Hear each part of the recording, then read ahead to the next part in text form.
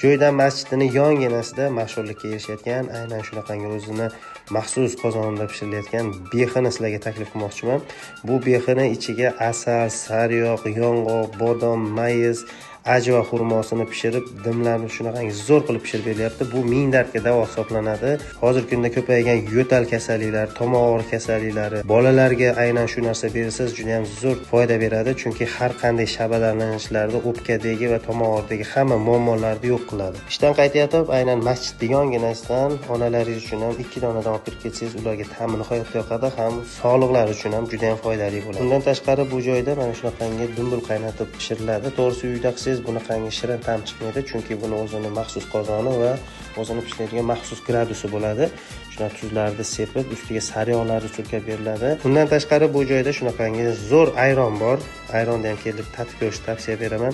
Endi marojnani ta'mini hamma yaxshi biladi. Bemalol kelib marojnadan ham olishingiz mumkin. Manzil tushuntirib o'taman. Joydan masjidini yonginasida joylashgan. Pastdagi raqamlarga qo'ng'iroq qilib, dastlabki xizmatni ham amalga oshirsangiz bo'ladi.